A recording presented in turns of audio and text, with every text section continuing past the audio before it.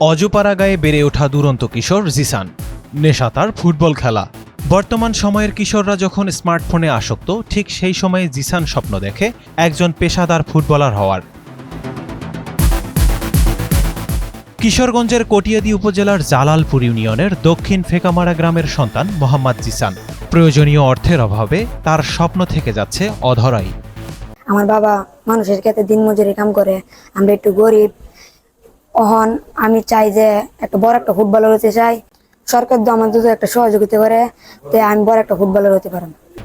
হতদরিদ্র পরিবারে বেড়ে ওঠা জিসানের বাবা একজন কৃষক। অর্থের অভাবে ছেলেকে কিনে দিতে পারেন না ফুটবল সামগ্রী। ছেলেরা করতাম পারি না, কাফের মেঝে ভর্তি করতাম চাইছিলাম, মানে ভর্তি করতাম পারি না। আমি টাকা পয়সা নাই, আমার স্বামী মানুষের কাজ কাম করে খায়। এলাকাবাসী ও জিসানের পরিবারের একটাই দাবি, কিশোর জিসানের স্বপ্ন পূরণে যেন সরকার এগিয়ে আসেন। তাহলে হয়তো একদিন দেশ ও দশের প্রতিনিধিত্ব করতে পারবে জিসান। জিসান ফুটবল খেলার জন্য খুবই আগ্রহী। তার আর্থিক সহায়তার জন্য সে খেলতে পারে না, কারণ সে তার বাবা গরিব, জনগণের কৃষি কাজ করে, মানুষের কাজ করে, দিনমজুর। সে মনে করেন গরিব মানুষেরই, কিন্তু টাকার জন্য সে ফুটবল খেলার যে সরঞ্জাম জিনিসটি আছে সে কিনে দিতে পারে না।